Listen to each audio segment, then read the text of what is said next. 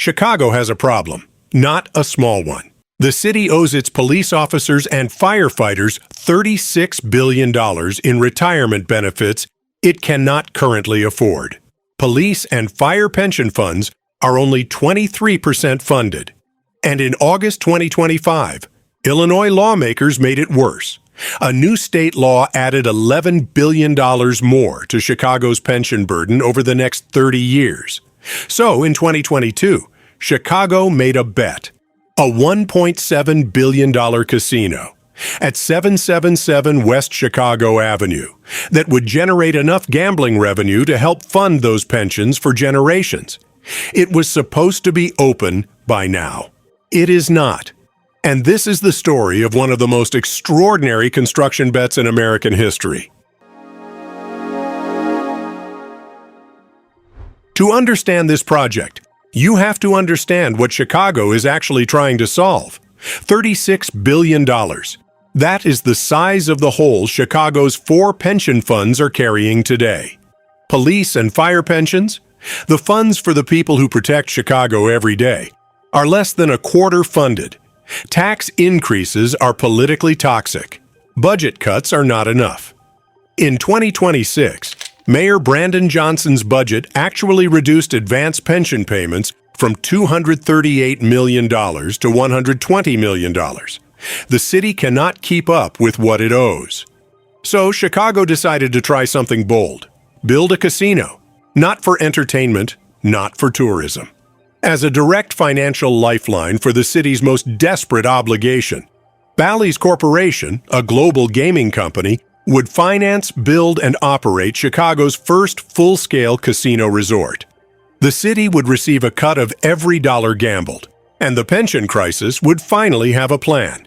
The location chosen was significant: the former Chicago Tribune Freedom Center, the printing plant that produced one of America's most famous newspapers for decades. A 30-acre site along the Chicago River.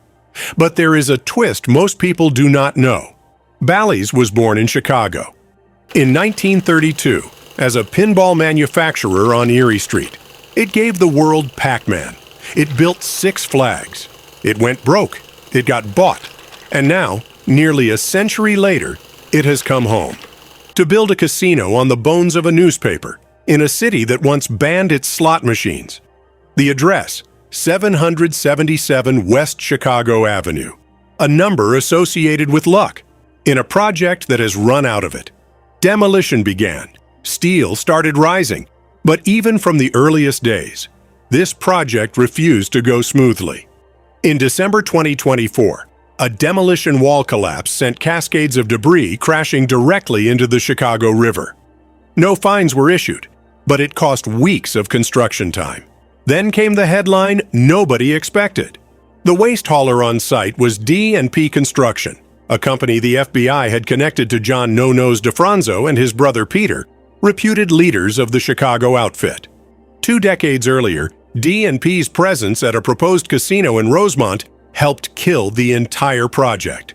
Regulators revoked the license. Now, same company, same city, same fears.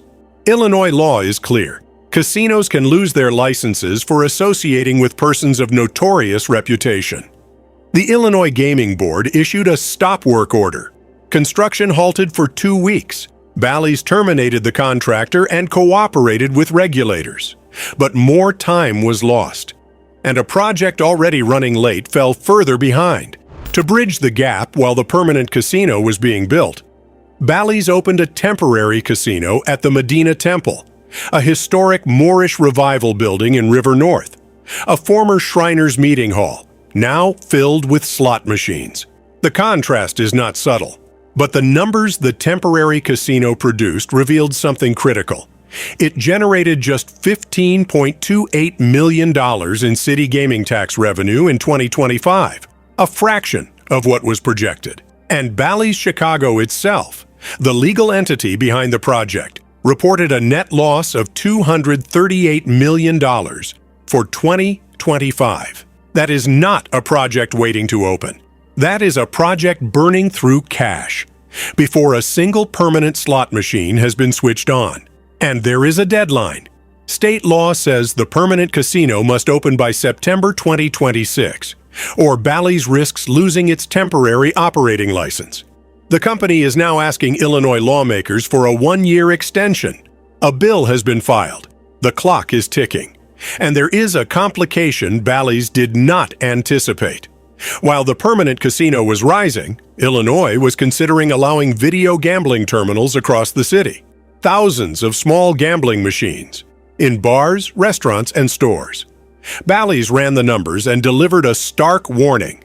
Allowing video gambling terminals could cost Chicago $74 million in annual casino revenue and eliminate 1,050 jobs. That is not a hypothetical. That is Bally's official estimate. And already, 231 bars and restaurants across Chicago have applied for video gambling licenses. That is competition waiting to happen, before the permanent casino has even opened. Despite everything, construction is moving forward. On May 1st, 2026, Chicago held a topping-off ceremony at 560 West Grand Avenue. The final structural beam, covered in signatures from the mayor, union workers, and city officials, was lifted into position by crane as "We Built This City" played in the background. More than 1,000 tradespeople have worked on this project. When complete, Bally's Chicago will include a 34-story, 500-room hotel tower, 3,400 slot machines, 173 table games, a 3,000-seat entertainment theater, 6 restaurants and a food hall, and a bridge over the Chicago River, connecting the casino to a 10-acre green space across the water. Union leaders call it a once-in-a-lifetime project that will transform the city. The opening is now scheduled for spring 2027, 2 years later than originally planned. Here is what separates Bally's Chicago from every other casino project in America. This is not a resort built to attract tourists. It is a financial instrument designed to address one of the most complex pension crises in American municipal history.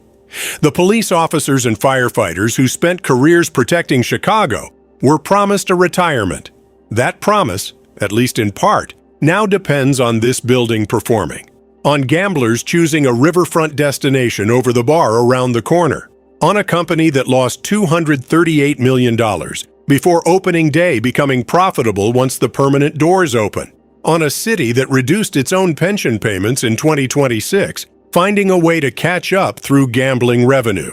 As Bally's chairman put it at the topping-off ceremony, "It's like the end of the beginning. The structure is rising. The license is at risk. The clock is ticking. And Chicago's $36 billion problem is still waiting." If Bally's Chicago delivers up to $100 million per year in city revenue flowing toward pension funds, 3,000 permanent jobs, a transformed riverfront. If it falls short, Chicago will have spent 4 years, endured mob allegations, watched debris fall into its river, lost $238 million before opening day, and built a casino that still cannot fund what it promised. Bally's Chicago is more than a building. It is a Hail Mary, a last resort bet that entertainment can do what taxation could not, that a riverfront full of slot machines can keep promises made to the people who ran toward danger, so the rest of us did not have to. The building is rising. Spring 2027 is the target. But in Chicago, nothing about this project has gone according to plan. Chicago is not the only American city betting on casinos to solve its problems. New York is building one in the Bronx. Las Vegas is reinventing itself again. Those stories are on the channel.